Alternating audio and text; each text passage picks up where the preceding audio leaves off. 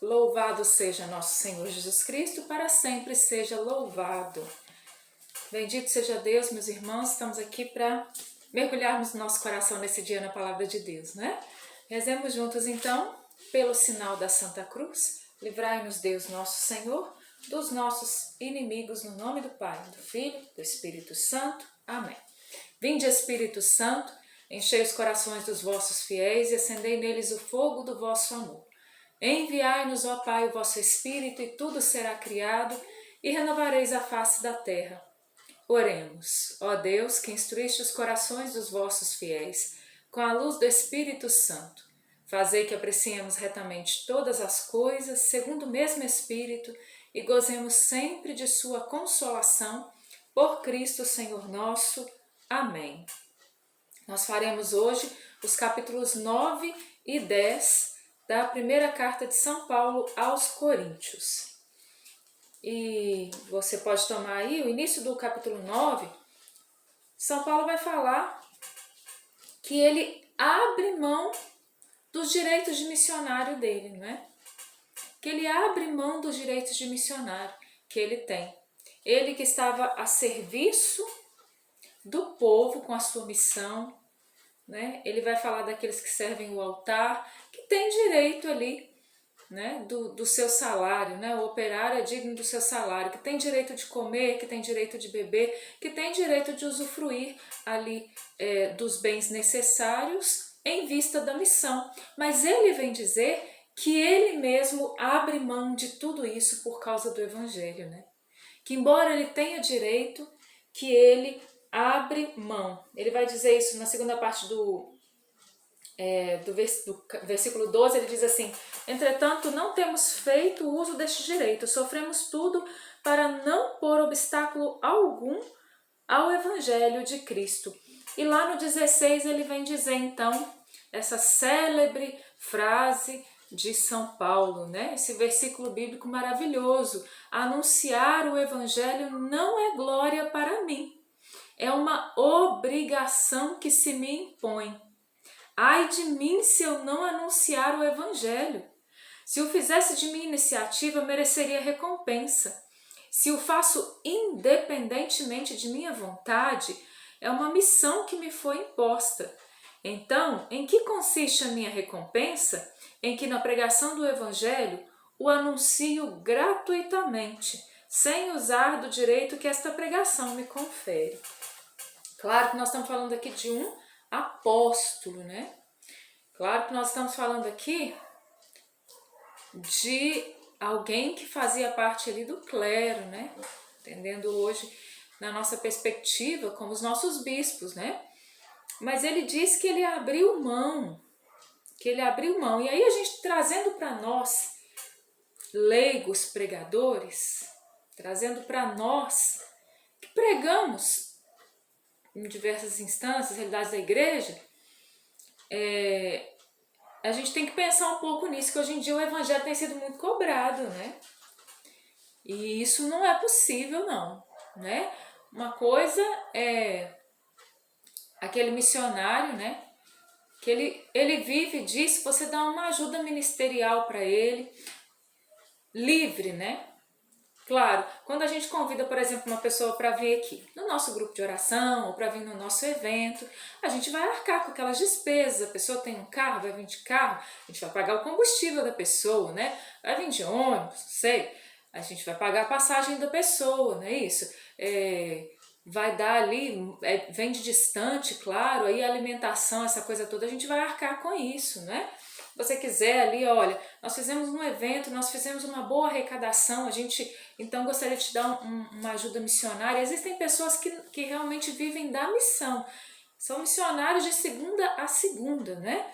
Não tem ali um trabalho fixo por causa dessa missão específica, né? Não de uma forma infantilizada, como às vezes alguns colocam por aí, com um trabalho sério, missionário, né? E aí a gente dá muitas vezes ali um auxílio ministerial, ok. Mas nós temos visto muitos pregadores cobrarem, gente. A gente vê pregador cobrar, a gente vê ministro de música cobrar valores altíssimos. A gente já tem notícia de pessoas que querem camarim, que exigem o que vai ter em camarim, que fazem uma série de exigências. Falta pedir um tapete vermelho de onde vem até onde vai chegar, né? E aí eu pergunto, onde está o valor do evangelho nisso tudo, né? Onde é que está o valor do evangelho nisso? O que estamos fazendo com o evangelho de nosso Senhor Jesus Cristo, né? Foi só um parêntese dentro dessa vertente, não é a mensagem principal que eu gostaria de retirar com essa palavra hoje para nós, mas eu gostaria de pensar um pouco sobre isso, porque realmente é absurdo, né? A gente vê absurdos assim em relação à pregação do evangelho. Como eu disse, como pregadores, como ministros de música, ou dentro de outras realidades, outros ministérios, a gente tem que tomar cuidado com isso, né? E também cabe àquele que está chamando pensar, meu Deus, será que isso aí não é abusivo, né? A gente está aqui suando para fazer um evento, será que isso aí não é demais? A gente tem que ter um senso crítico também para a gente não ficar amaciando os irmãos, né? Que querem viver muito confortavelmente, muito comodamente, querem enriquecer com o evangelho. O evangelho não foi feito para riqueza de ninguém, não, né? Então é isso, né? Mas vamos voltar aqui à razão principal de Paulo e vamos nos aprofundar naquilo que ele vai dizer aqui, onde ele diz no 16, anunciar o evangelho não é glória para mim, é uma obrigação que se me impõe. Ai de mim se eu não anunciar o evangelho. Eu posso dizer que esses dias, né, eu tenho pensado em relação a isso, né? Porque aquela impressão que dá na gente às vezes, né, de que, meu Deus, às vezes pelas falas ou pelos comportamentos das pessoas, nós dizemos assim, nós estamos gastando saliva, porque as pessoas não estão interessadas. Elas estão interessadas num evangelho que vá anestesiar a dor interior delas, que vá anestesiar os sentimentos e os conflitos interiores dela, que é uma autoajuda com o evangelho, resumindo. Mas o evangelho não é autoajuda. O evangelho não vem para simplesmente nos acalmar, nos tranquilizar, nos trazer uma paz, aquela paz, né? De sair, não, tô sentindo uma paz, né? A paz do evangelho é outra. A paz do evangelho é inquietação. A paz do evangelho é nos desinstalar. A paz do evangelho é nos tirar do nosso comodismo, nos fazer caminhar, nos fazer confrontar a vida nova que Jesus tem para nós com a vida velha que nós estamos vivendo ou nós estávamos vivendo. Então o evangelho é muito mais dinâmico do que isso, do que eu ir para um lugar onde vai ser pregado o evangelho e ali o Senhor vai me curar, e ali o Senhor vai me tocar, e ali eu vou chorar e eu vou voltar para casa aliviado daquela angústia interior para na semana que vem eu voltar de novo, para eu chorar de novo, para Deus me tocar de novo. Tenho nada contra chorar não, viu gente? Porque eu choro baldes também, né? Chorar é ótimo. Mas se as minhas lágrimas não estão me levando a um arrependimento genuíno, é autoajuda. Se as minhas lágrimas não estão me levando a confrontar a minha vida com o evangelho com a minha vida, é autoajuda.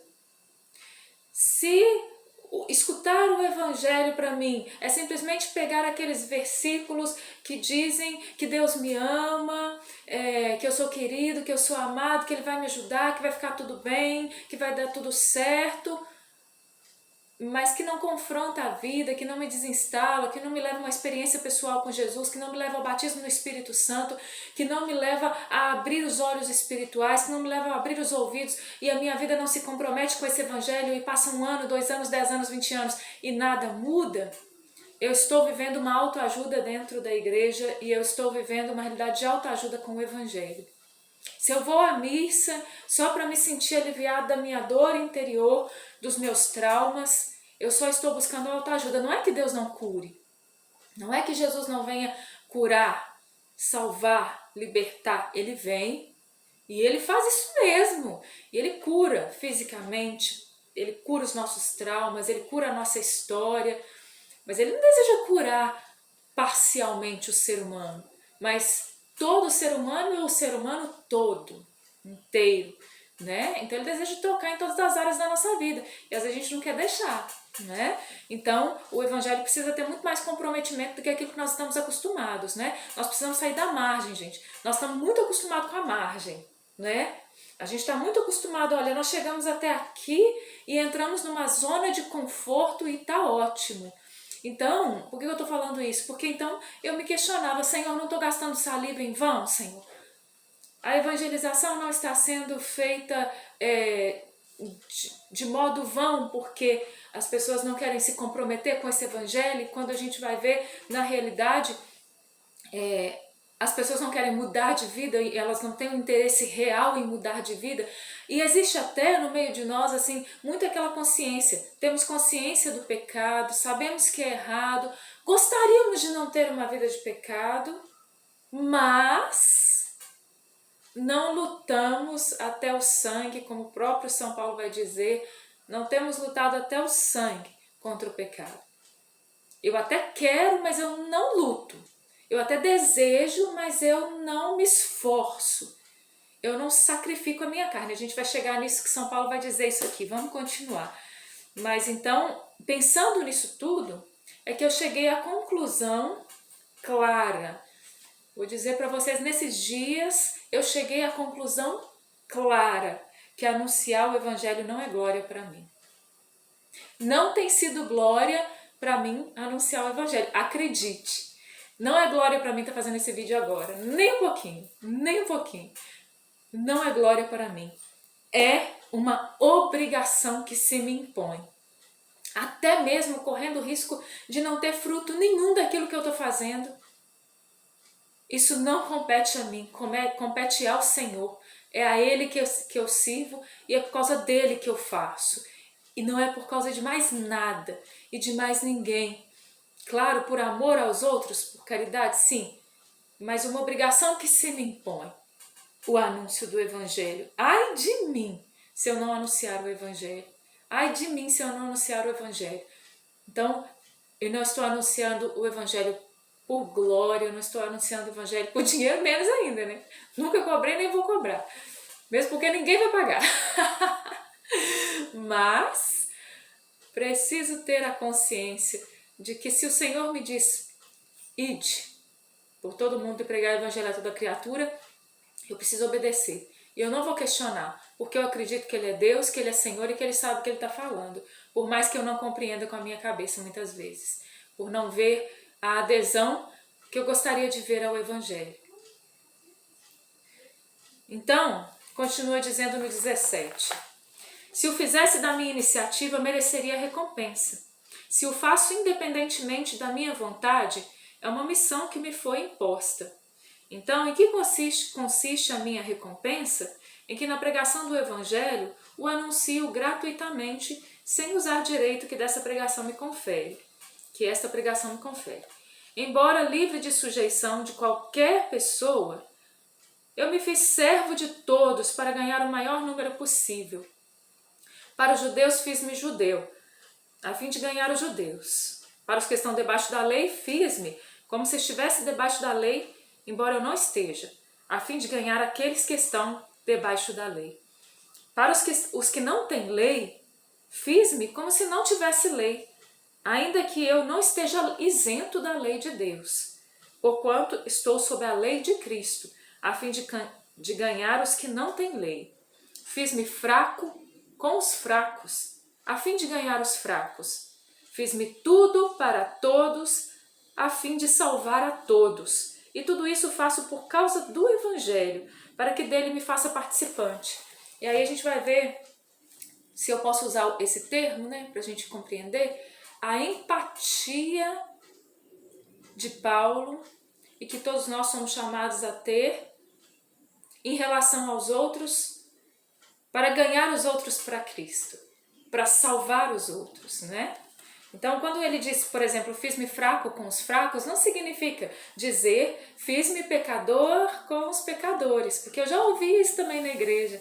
Não, porque eu evangelizo os maconheiros, as prostitutas, não sei o quê, porque eles se identificam comigo. Por quê? Porque eu vou usar droga para convencer quem usa droga, eu vou me prostituir para convencer quem prostitui. Não é isso, né? Mas é ter empatia, chegar perto do outro. O evangelho precisa se aproximar do outro, né? Aí aderir ou não ao evangelho já vai ser com o outro. Mas esse evangelho não pode estar lá nas alturas, distante das pessoas. Ele precisa estar próximo. Nós somos esses agentes, né? Precisamos nos fazer tudo para todos, para salvar a todos. Nas corridas de um estádio, olha que maravilhoso. Todos correm, mas bem sabeis que um só recebe o prêmio. Correi, pois, de tal maneira que consigais. Todos os atletas se impõem a si muitas privações e o fazem para alcançar uma coroa corruptível. Nós o fazemos por uma coroa incorruptível. Assim, eu corro, mas não sem rumo certo.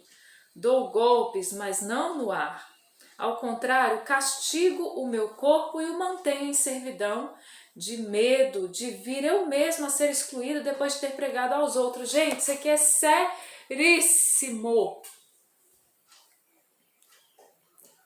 Pregadores, agentes de pastoral, de movimento, coordenadores, intercessores, ministros de oração por cura e libertação, evangelizadores de criança, catequistas, não sei o que você é, o que você faz na igreja. Qual é a sua missão? Nós temos que tomar cuidado para não pregar para os outros e no final das contas a gente mesmo ser excluído depois de ter pregado aos outros. Não adianta pregar para o outro se com a minha vida eu não tenho nenhuma aderência com aquilo que eu prego. Eu vou ser somente mais um fariseu, escriba, doutor da lei, hipócrita, criticado por Jesus. Nada mais além disso. Ele vai fazer uma comparação belíssima. Nas corridas de um estádio, e o povo de Corinto conhecia muito bem essa realidade, todos correm, mas bem sabeis que um só é o prêmio. Não é assim? Na corrida do estádio vai todo mundo correr. Vamos lá para as Olimpíadas. Mas só um vai receber o prêmio. Correi, pois, de tal maneira que o consigais. Falando agora para nós. Para alcançar o prêmio incorruptível na glória celeste, nós precisamos correr como um atleta corre. O atleta, ele dá a vida para fazer aquilo. O atleta, ele renuncia a uma série de coisas, ele vive uma série de privações para que ele possa correr mais do que os outros, no caso dos estádios, e alcançar esse prêmio. A diferença é que nós não corremos por um prêmio que só um na face da terra vai alcançar. Mas existe um prêmio para mim guardado. E esse prêmio que é guardado para mim, eu só vou alcançar se eu correr, se eu lutar como um corredor, como um atleta. Todos os atletas se impõem a si muitas privações e o fazem para alcançar uma coroa corruptível. Gente, os atletas, eles fazem diversas privações no alimento, não sai comendo doce, fritura, né, gordura, comendo um monte de porcaria. Por quê? Porque eles são atletas, eles precisam ter um corpo saudável, eles precisam ter um corpo preparado, um físico preparado, por isso a alimentação deles é rica em frutas, verduras, legumes, balanceada nutricionalmente, né? E se tiver vontade de comer outra coisa, não vai dar. Se for uma pessoa glutona, não vai dar, né? Por exemplo, e tantas outras privações, até daquilo que é, dentro da nossa realidade hoje, considerado pecado, eles se privam, não porque por ser pecado, mas por fazer mal ao seu corpo, e eles precisam ter um corpo preparado para isso. Nós o fazemos por uma coroa incorruptível. Assim eu corro, mas não sem rumo certo. Dou golpes, mas não no ar. Então Paulo vai dizer, assim eu corro, mas não sem rumo certo. Aí eu pergunto, né, para mim e para você. Nós temos corrido no rumo certo? Você tem uma meta e você está correndo em direção a essa meta, essa meta, essa meta? Gente, pelo amor de Deus, a gente precisa começar a ter meta. E eu não estou falando de autoajuda aqui não. A nossa meta é o céu. A nossa meta é fazer a vontade de Deus. Nós queremos a amizade plena com Jesus Cristo. Nós queremos parecer com Ele. Nós queremos caminhar nesse mundo rumo à pátria celeste. Então a gente tem que caminhar com o rumo certo. Se você ficar o tempo inteiro desviando a rota, você não vai chegar lá. eu não vou chegar lá se eu ficar desviando a rota. É verdade. Simples assim, simples assim. A gente começa a caminhar, caminho de quem perde o rumo, caminho de quem perde o rumo, caminho de quem perde o rumo. Santa Teresa d'Ávila vai colocar isso numa outra linguagem, falando de um castelo interior, vai falar de 7 moradas, e ela vai falar daqueles que estão fora do castelo, daqueles que estão dentro do castelo, e aqueles que estão avançando nas moradas. Uma outra comparação que o Espírito Santo inspirou a uma das santas da igreja, e tantos outros santos tiveram outras inspirações. Mas é assim. Ou a gente progride na vida espiritual, ou a gente nunca vai sair do lugar. A gente vai ter a impressão que caminhou a vida inteira, mas a gente não saiu da porta do castelo. Entrou no castelo, como diz o padre Paulo Ricardo. Confessa, entra no castelo, peca, sai do castelo. Confessa, entra no castelo, peca, sai do castelo. Confessa, entra no castelo. Vai ficar isso a vida inteira? Você vai ficar brincando de entrar e sair do castelo interior o tempo inteiro? Ou você vai chegar às moradas interiores para se encontrar com Jesus Cristo? É mais ou menos por aí. Ao contrário, castigo o meu corpo e mantenho na servidão. Eu tenho castigado o meu corpo. Eu tenho mantido o meu corpo na servidão, com medo de vir eu mesma, Charlene, a ser excluída depois de ter pregado aos outros, ou não? Eu vivo comendo, bebendo, eu vivo com o celular na mão, eu vivo me esbaldando nesse mundo, nas bebidas, nas comidas, nos prazeres e nas compras e nos excessos desse mundo. Eu vivo nos excessos, eu vivo nas novelas, eu vivo nas séries, eu vivo em quê? Eu vivo para alimentar o prazer, a satisfação da minha carne. Porque afinal de contas, esse mundo é para isso, para a gente desfrutar. Ou eu mantenho o meu corpo em servidão, né? Nós somos chamados a manter o nosso corpo em servidão. Ah, Charlene, tem muita gente que eu acredito na hora que chega nessas partes do vídeo tira, né? Que não aguenta. Né? Eu quero viver uma vida mais regrada, eu busco viver o jejum, a penitência, as práticas quaresmais, mas a prática quaresmal também não é só para quaresma não, viu, gente? Na quaresma a gente tem que intensificar isso, mas ao longo do ano, né? Como é que eu vivo minha segunda-feira, minha terça-feira, minha quarta-feira, minha quinta-feira, minha sexta-feira, dia penitencial, dia de jejum, de oração, né? Eu vivo meu sábado, meu domingo, dia do Senhor, dia consagrado a Deus. Como é que eu vivo a minha vida nesse mundo? Nas regalias? Pode viver nas regalias, não tem problema. Tem problema? Já tem não. Tem problema. Vive nas regalias, mas no final das contas, o Lázaro que está na nossa porta mendigando o alimento, ele vai entrar no céu e a gente vai clamar, Pai Abraão, como tem na parábola. Aí o Senhor vai falar assim, mas você já viveu as regalias do mundo, você está querendo regalia agora? Na eternidade? Não vai ter regalia não, porque você viveu com a vida frouxa. E aqui eu não estou, gente, condenando as alegrias desse mundo não. As alegrias que são santas, que não tem pecado nela, eu não estou. Mas eu tenho que dizer uma coisa. Até mesmo, se eu estou na luta contra o pecado, até mesmo as alegrias, o excesso de alegrias desse mundo, mesmo que eles não sejam pecaminosos, ele vai acostumando a minha carne a buscar simplesmente o prazer, mesmo que ele não seja ilícito. Presta atenção nisso. A busca do prazer, mesmo que ela não seja ilícita, mas se eu vivo uma vida de prazeres e eu não tenho nenhuma austeridade, nenhuma mortificação, penitência, jejum, se eu não tenho uma vida regrada, eu não consigo manter a minha carne na servidão. E se eu não mantiver a minha carne na servidão, uma hora eu vou deixar de viver os prazeres simplesmente lícitos e eu vou começar a buscar prazeres ilícitos, porque eu vivo nesse mundo para buscar alegrias, para buscar prazeres, não é? No ver, no comer, naquilo que eu ouço, naquilo que eu visto, naquilo que eu vivo, naquilo que eu penso, não é? Naquilo que eu faço. Isso é muito radical, Charlene. Pelo amor de Deus, o que é isso? Você não vive no século XXI, não, vivo no século XXI. E a palavra de Deus, ela sobrevive ao longo dos séculos e dos milênios, porque ela é viva e é eficaz. E Deus não é homem para mentir. Tem gente que está falando por aí que a Bíblia é desatualizada. Não, gente, negócio mais ultrapassado. Se você acredita que a Bíblia é ultrapassada, então vá com Deus, meu irmão. Deus te abençoe. Mas se você acredita na palavra de Deus, ela é para nós. Capítulo 10.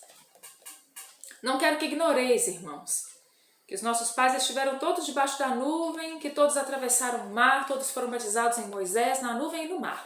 E aí, Paulo vai entrar aqui na tradição judaica, ele vai, daquilo que ele foi formado, ele vai falar das realidades que ele conhece e que eles foram formados, que ele foi formado dentro da realidade daquilo que o povo viveu no deserto, ao longo daquele tempo que o povo esteve ali, né? E aí ele vai dizer no versículo 11, todas essas desgraças lhes aconteceram com aquele povo do deserto para o nosso exemplo, pois foram escritas para advertência nossa, para nós que tocamos o final dos tempos. Portanto, quem pensa estar de pé, veja que não caia. Eu posso cair? Obviamente, obviamente. Eu conversava isso com uma pessoa essa semana. E você pensa que a carne do Papa Francisco, ela é mais forte do que a sua? Você pensa que a carne dos santos, elas eram mais fortes do que a sua, do que a minha? Não, eram homens e mulheres sujeitos ao pecado do mesmo jeito que eu e você. Ah, não, eles foram preservados. Foram não. Os santos, a única que foi preservada da mancha do pecado original foi a Virgem Maria, né? Preservada da mancha do pecado original, mas mesmo assim se decidiu pela santidade a vida inteira. Os santos, eles eram inclinados ao pecado tanto quanto eu e você. Inclusive, muitos deles tinham concupiscências muito agressivas por sua vida passada, porque tiveram uma vida passada de pecado. E a gente sabe que quando a gente tem uma vida passada de pecado, maior é a nossa agressividade na concupiscência, nossa inclinação ao mal, ao pecado. Mas esses homens, eles lutaram de verdade e pararam de brincar com o evangelho e mantiveram a sua carne na escravidão. Foi isso e é isso que vai levar à santidade. A minha carne é fraca, a sua também é. A do maior santo que existe nesse mundo hoje, a pessoa que vive no meio desse mundo hoje e que a gente olha e que vê a maior santidade nessa pessoa, a carne dela é fraca igual a minha. A luta dela é que é maior do que a minha. Ela que luta mais do que eu, que tem mais vergonha na cara do que eu, né? Que tem mais envolvimento com o evangelho do que eu, que tem mais responsabilidade do que eu, que tem mais santidade do que eu, que luta mais, que é mais fiel a Jesus Cristo do que eu, do que você. É isso, né? Portanto, quem pensa estar de pé, veja que não caia. E ponto final. E ponto final. Vive lá no muro. Vive lá no muro, ó, se equilibrando no muro. Vou pra cá, uma hora você vai cair. Vai cair. Não fica brincando com a salvação. Não vamos ficar brincando. Não vos sobreveio tentação alguma que ultrapassasse as forças humanas. Ah, Charlene, é porque a minha tentação, ela é maior do que eu. Mentirosa. Não é verdade. Não é verdade. Não vos sobreveio tentação alguma, é a palavra de Deus que garante. Não vos sobreveio tentação alguma que ultrapassasse as forças humanas. Deus te deu uma força humana para vencer a tentação? Sim. Deus é fiel. Não permitirá que sejais tentados além das vossas forças. Então, aquele que é mais fraco, por causa da sua história de vida, por causa dos seus traumas, por causa das realidades que já viveu, por causa das concupiscências, Deus não vai permitir que ele seja tentado além das forças dele. Não vai permitir. Mas com a tentação, ele vos dará meios de suportá-la para sairdes dela. Não do pecado aqui, viu, gente? Ah, então Deus vai me dar força para sair do pecado. Claro, ele vai te dar força para sair do pecado. Mas aqui está falando algo além disso. Vai te dar meios para suportar a tentação e sair da tentação. Ou seja, essa caneta aqui é meu objeto de tentação. Eu sou inclinada ao mal. Essa caneta aqui é o pecado no qual eu caio constantemente. Um exemplo. o pecado da gula, vamos colocar simples. Então, aqui tem um sanduíche, sanduíche não, né, gente? É um sanduíche. Aí tem aqui um sanduíche. E aí eu como demais sanduíche, eu como sanduíche toda semana e eu tô com colesterol alto, eu tô com triglicérides, eu tô péssimo, minha saúde tá péssima, eu tô prejudicando minha saúde, tô prejudicando, eu tô gordo, o médico falou que eu preciso emagrecer porque eu tô com pressão alta, mas todo dia eu tenho que comer o sanduíche, né? Então, Deus vai me dar meios, a partir do momento que eu conheci o Evangelho, que eu sei que estou fazendo mal, que o médico já falou para mim, e que eu tenho consciência, tomei consciência de que eu sou templo do Espírito Santo, e que eu preciso cuidar do meu corpo, e que isso aqui está me matando, e o médico me fala, olha, você não vai viver muito tempo se você continuar comendo isso, Deus vai me dar força suficiente para não comer. Para não comer. Eu vou ter que lutar, E a minha luta vai ter que ser autêntica. Vai dar vontade de comer, não é? Eu lembro do Padre Léo falando da Adriana Galisteu no carnaval, que ele escutou, nossa gente, o vídeo vai cair, que a Adriana Galisteu, ela chupava gelo no carnaval para ficar bem magrinha e bonita por causa do carnaval. Então o jejum dela era tão austero que ela chupava gelo quando ela estava com fome. A gente não faz isso por causa de uma austeridade, talvez, por causa da nossa vida de santidade, né? E ele questionava isso. Então, Deus vai nos dar essa possibilidade. Versículo 20 vai dizer, as coisas que os pagãos sacrificam-nas a demônios. Mudando aqui já o contexto daquilo que Paulo está falando, ele vai dizer isso. E não a Deus, eu não quero que tenhais comunhão com os demônios. Então, Charlene, quando eu faço aquela oferenda lá na encruzilhada, quando eu vou lá naquele lugar que me falam para pegar a roupa da pessoa e levar e fazer tal, eu estou fazendo isso para quem? Para demônios. Então, quando as pessoas dizem, né, dessas entidades todas, são demônios, não se engane, não se engane. Não existem espíritos iluminados que nos ajudam, não. São todos eles demônios. Isso é doutrina católica, e Paulo está falando isso aqui.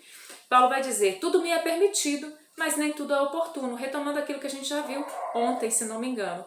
Tudo me é permitido, mas nem tudo edifica. Então eu tenho que saber separar o que é bom do que não é. Versículo 31. Portanto, quer comais, quer bebais, ou quer façais qualquer coisa, fazei tudo para a glória de Deus. Então, tudo que nós fizermos que seja para a glória de Deus. Não vos torneis causa de escândalo, nem para os judeus, nem para os gentios, nem para a igreja.